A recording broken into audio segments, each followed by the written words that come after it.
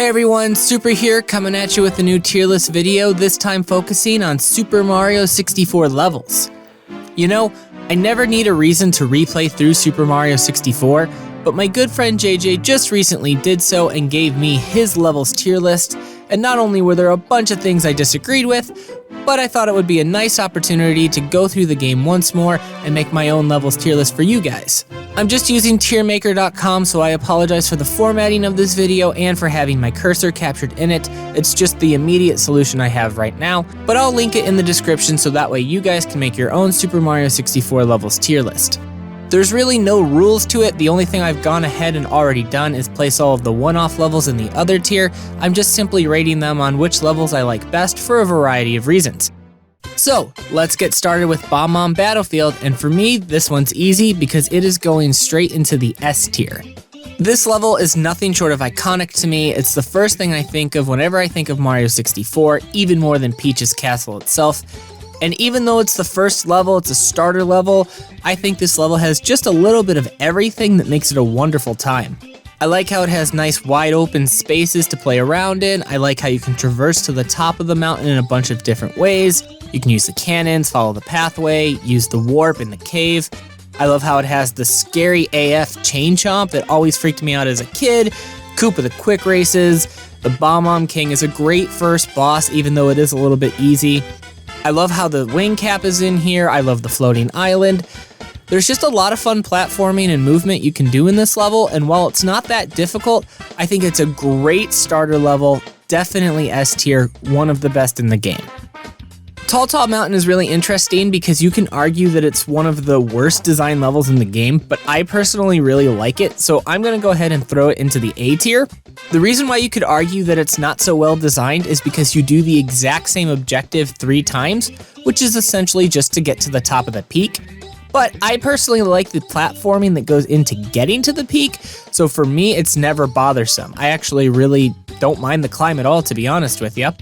I love the little monkey guy who takes your hat. It's something I always remember. For some reason, I'm really drawn in by the big mushroom theming. I couldn't tell you why, but I think it's kind of cool. I love the secret slide and how it's hidden so well in the side of the mountain. I remember finding that for the first time as a kid and being really just shocked that it was there, and that the slide itself was relatively difficult and long and much more in-depth than, like, say, Peach's secret slide that you find earlier in the game. I just think it's a cool level. I know it gets a little repetitive, and that's fine. I don't think most people feel the same way about Tall Mountain as I do, but hey, I'm sticking up for my little monkey buddy, and it's going into the A tier. Jolly Roger Bay is going to go ahead and join Tall Mountain in A tier, and yep, I know it's a water level, I know it's kind of slow, but I love the music, I love the atmosphere. It's never really bothered me that this level is a little bit slow because I think the things in it are interesting. I love the eel, I love the pirate ship, I love how you go inside the pirate ship and then you have to get the red coins outside of it. I love the little hidden cave with the treasure chests and the falling rock pillars. For some reason, it's just one that always kind of sticks out to me. I don't know what it is about this level, guys, to be honest with you. I can totally buy any argument that it's too slow paced and it's not that good, but for me, it's always been one that I really enjoy. Can't say the same for its counterpart water level in Dire Docks, but we'll get to it. But yeah, Jolly Roger Bay, really fun level, solid level, love playing it. And really, I think Nintendo nailed the atmosphere in this level, which is kind of impressive when you really think about it for the first 3D Mario game. On the flip side, Wet Dry World, worst level in the game, easy, straight to the bottom. This level is absolute trash, set it on fire. I hate Wet Dry World, I don't want to play it. Please, next time I play Mario 64, let me invite you over into my house so you can go ahead and play it for me if you like this level. There is nothing redeemable about this level with the exception of the underwater city, but even getting to that is really annoying, how you have to blast yourself into that tiny little hole in the corner, swim through an obnoxiously long tunnel for some reason, and then finally you can go ahead and find some enjoyment out of this level. I don't like the theming. I particularly dislike the remix of the underground theme that Mario 64 uses, and that affects Hazy Maze Cave too, but it just is dull. Like, it's gray on top of gray with some brown. I don't like the water raising mechanic, that never did it for me, and not even because I'm sensitive to the whole water level thing. I loved it in Ocarina of Time and some other games. It's not that I just dislike that mechanic. I don't know, it doesn't add anything into this level for me, so I'm going to go ahead and throw it into E tier. I don't like any of the stars except for the underwater city ones, but even then it's a chore to get to it. So yeah, worst level in the game. Come play it for me. I don't want to play this level anymore. At least it does have that cool secret where you can jump into the painting at different heights and get a different water level from the start. That's kind of neat. Yeah, I'm not going to lie. E tier, guys, is just going to be the wet, dry world tier because it's terrible. Tiny Huge Mountain, though, that's going straight to the top before Bob-Omb Battlefield because it's my favorite level in the game. I think this level is tremendous. Talking about gimmicks, I love the whole giant enemies or Tiny Mario gimmick, whatever you want to call it. World 4 in Super Mario Bros. 3 is my favorite world in that game, although the Ice World comes very, very close, but that's a tangent for another day. Supermassive Galaxy in Mario Galaxy 2 is one of my favorite galaxies. It's just a gimmick and theme and mechanic, whatever you want to call it. It's just something that I enjoy a lot, and it's no different here in Tiny Huge Island. I love fighting the piranha plants when Mario's tiny. I love the rematch with Koopa the Quick with the wind. That makes it difficult, and it's a nice platforming race. Wiggler's an okay boss. He's not that good, but at least it's over pretty quickly. The red coin platforming challenge inside the mountain is great. I love finding the secrets because you have to explore the entire island. It's just a really nice level. I love every star in it with maybe the exception of Wiggler. Cool mechanics, definitely my favorite level in the game. If you come to my house to play Mario 64, this is the one level you cannot play because I'm taking it. Favorite one in the game. Tick-Tock Clock is interesting because the level itself is actually totally fine, but the camera fights it so hard that I have to put the combined package in D tier. The level geometry here, the level design is wonderful. I think the platforming is very challenging, but is also very fair since it's one of the last levels in the game. I think it's interesting how they use the clock mechanisms and actual physical structure to make platforming challenges. I love the difficulty, no issue with the difficulty here. And especially love how you can speed it up or freeze it entirely depending on when you enter the clock painting. But oh my gosh, guys, the camera in this level, it fights the geometry so hard because it's an enclosed climb. It just makes the level into a complete mess. I can't even tell you how many times I've fallen down just because I couldn't line up a jump correctly or something in the camera got messed up. This is why I'm hoping the rumor of the Mario 64 remaster along with Sunshine and Galaxy is true, because I think this level, more so than any other level, will benefit from it, and I think it could actually turn it from one of my least favorite levels into one of my most favorite levels. But as it stands now, that camera fights the level too hard. It makes it almost unplayable for me. I really want to like this level, I just can't in its current form, so I'm gonna go ahead and keep that in D tier. So Hazy Maze Cave is definitely not Hazy Fave Cave because that one is also going in D tier. Like I said before, I really dislike the underground remix that they used in Super Mario 64, and that definitely plays a part here. The level visuals themselves, to be honest, look kind of gross. I don't like the theming of this level or atmosphere of this level at all. I think it definitely captures the whole dim-lit cave thing, but I don't know. This level never stuck with me. I don't really particularly care for it. I don't hate any of the objectives, but I don't really like any of them at all either. I will say I do like the cute little dinosaur buddy in the water in the basement. We always called her Nessie as a kid, though I know her real name is Dory. She'll always be Nessie to me. But yeah, other than that, I guess it's kind of cool how the entrance to the metal cap is in this stage. That's kind of neat how a cap entrance is hidden within a stage. But yeah, I just don't love anything about this stage. Can't say I really hate that much either, but the theming, the atmosphere, that definitely brings it down for me. Cool Mountain is also going in S tier. This level is phenomenal. It's by far the strongest of the two snow levels. I love how you start at the top and have to make your way to the bottom. And this level could have gone horribly wrong if you had to navigate yourself back upwards, but the addition of the hidden warp is what really makes this level well designed. I love how fast-paced this level is because everything is a slide. You can either take the inside one, you can take the outside one. It just feels fast-paced and frantic, and it's just a lot of fun. I love the penguin race. I love how you can fall off the track to learn shortcuts. There's the invisible wall thing with that line of coins. That's always really cool. Baby Penguin Escort mission, one of the best missions in the game by far, especially if you have a couple of mishaps or shenanigans where you lose the baby penguin or maybe you accidentally drop him in a bottomless pit.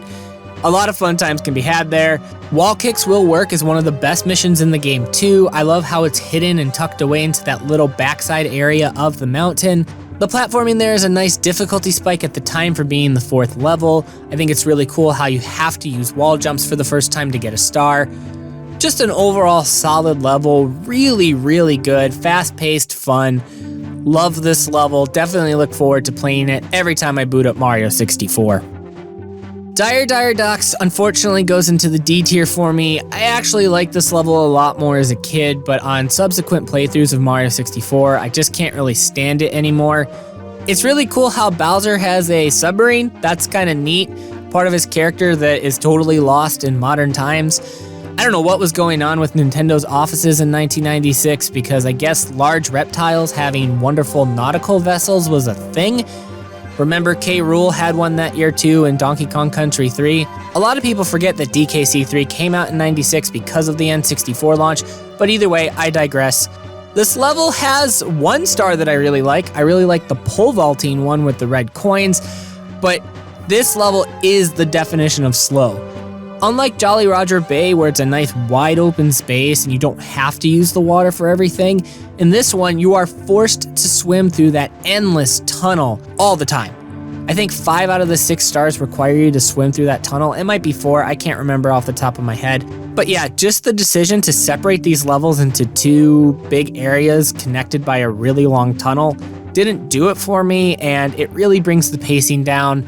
And yeah, I loved it more as a kid because of the atmosphere like I talked about in Jolly Roger Bay, but now I just can't stand it anymore. It's not a level I look forward to playing with the exception of 1 or 2 stars, and it's going straight into D tier for me. Speaking of slow-paced levels, I'm going to go ahead and throw Rainbow Ride into the C tier. Yes, it's all bottomless pits, and that makes for a wonderful challenge late game, but it doesn't work in its favor because every time you die, you have to restart the level, which means you have to keep riding those magic carpets, and they move at the slowest pace imaginable. I get why, first time doing it in 3D, it's kind of like they were trying an auto-scroller in the new environment. Totally get it. Great challenge, but really, really boring gameplay. Despite that though, there are 3 stars in here that I think are absolute gems. I love the Tricky Triangles platforming one. I particularly like the maze where you have to use all the wall kicks to get the red coins. And I've always had a soft spot for the flying ship in the sky. Couldn't tell you why, just something I've always liked. So there are some redeeming qualities of Rainbow Ride, and that's why I'm gonna go ahead and throw it a little bit higher than Tick-Tock Clock, Hazy Maze Cave, and Dire Docks. I don't necessarily know if you would call C tier like an average level per se. It's an okay level. It has strengths, it has weaknesses. I guess it kind of culminates into an average. But yeah, it's not one of my favorites, but I just don't mind it as much as some other courses. Lethal Lava Land is going to go ahead and take the first slot in B tier. I think this level is great. It's just not my favorite. All of the objectives in this level are pretty varied and they're pretty solid. There's really no bad stars here. Everything is just average or slightly above average. I've always liked the Bowser slide tile puzzle. I think it's hilarious. Yes, it is so easy and it doesn't accomplish anything the designers were going for in terms of difficulty or making collecting red coins harder. But it's just always so weird to me. It's so out of place that I kind of love it. I don't know why. It's just a really cool thing in the level. I love how you can go inside the volcano. I wish it was a little bit more interesting when you're in it, but I just like the fact that it's not for visual decoration on the outside. You actually can go in it and get some stars. Surfing on the shell in the lava is fantastic, but yeah, there's just no 1 star in here that I'm like, wow, I can't wait to play it. I can't wait to do that mission. Solid. Gonna go ahead and put it in B tier. I think that's gonna be a little controversial, especially since Jolly Roger Bay is above it. Don't think that's going to be a popular opinion, but hey, Lethal Lava Land, good level, solid level, Look forward to playing it. I just wish it had 1 or 2 missions that I really gravitated towards. Whomps Fortress could go in B or A. I'm going to give it the nudge and put it in the A tier. This level is also really good for a starter level. I don't think it's quite as solid as Bob-Omb Battlefield, only because I think the smaller size hurts it.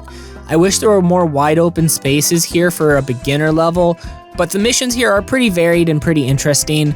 I really like the one where you have to fall into the cage with the owl. I thought that was a cool use of that mechanic, and it was really fun to discover the very first time.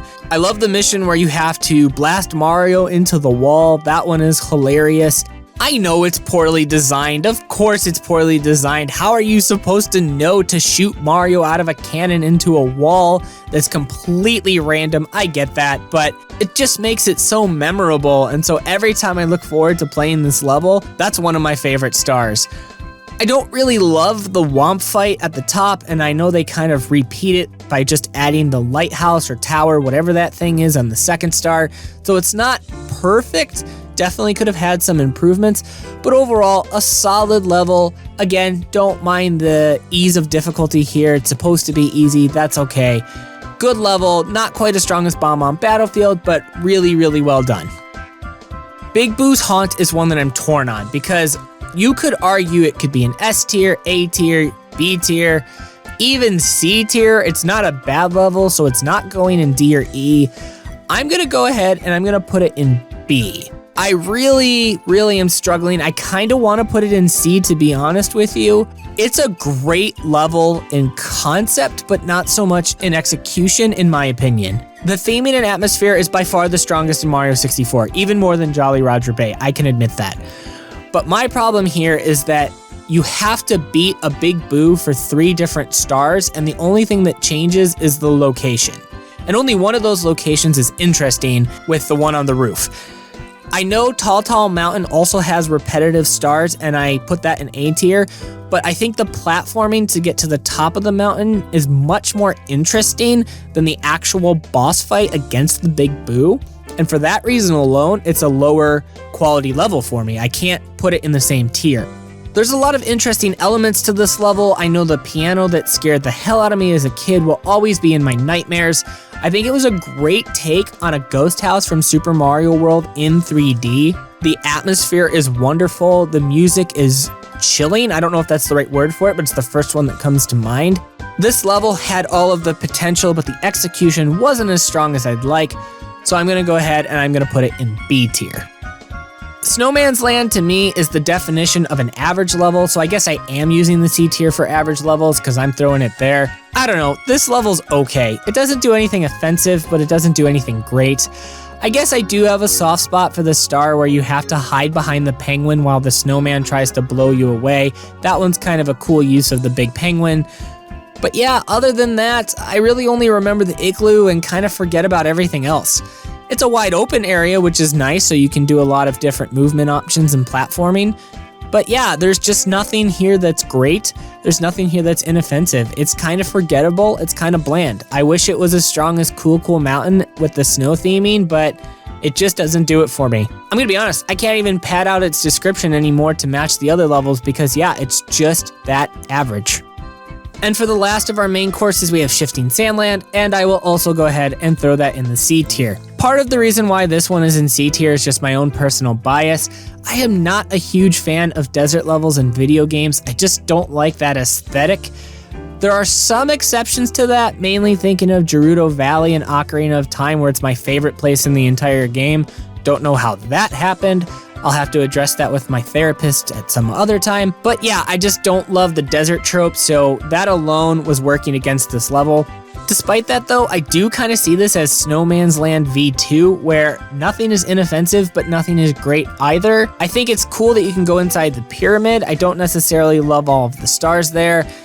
This place did start the trend of Nintendo using giant hands with eyeballs or just giant hands as boss fights. Not a fan of that, but I guess at the time that was a pretty interesting concept. But yeah, that's really all I can say about it. I will say I don't like the music here. I know Lethal Lava Land uses the same music, but I think it fits a lot better in a fiery landscape than it does a dry desert. Not a huge fan of the quicksand mechanics. I am glad that you can at least surf on a Koopa shell here. I think that adds a lot of quality to the level and a lot of fun.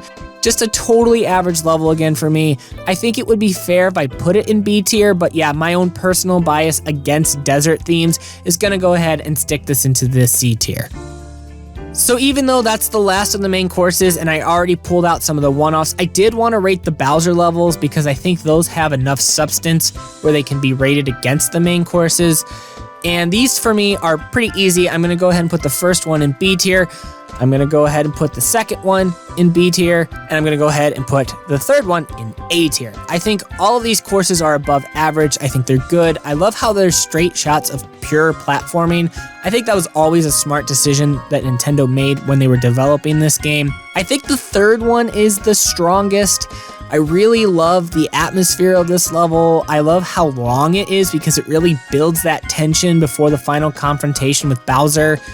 There's something about the third one that just sticks out to me more than the other two, but all of them are great levels. You could argue that each of them could be bumped up a tier. So yeah, gonna go ahead and put one in A tier and two of them in B tier. That's my Mario 64 levels tier list. Tiny Huge Island is my favorite level. Wet Dry World is my least favorite level. And I guess now that I take a glance at it, I can definitely tell that for me personally, the beginning to middle of Mario 64 is much better than the end. That is a shame, and I guess now that I think about it, that is generally how I feel when I play it. At least it caps off with a wonderful Bowser level. I think that level's great, like I've already talked about. But yeah, let me know what you think of my tier list. Create your own using tiermaker.com. The link is in the description. And tell me in the comments how you agree with it or disagree with it and where you'd place some of these levels. Thank you so much for watching one of my videos. It means a lot to me that you're here. And if you enjoyed this video, please leave a like on it and subscribe to the channel so we can help it grow. I love making content on game design and Nintendo topics, but I do some other stuff too. I'm on some social media platforms if you'd like to get to know me better, and the links for them will be in the video description. My name is Super, and like me, I hope you'll have the chance to be super today too.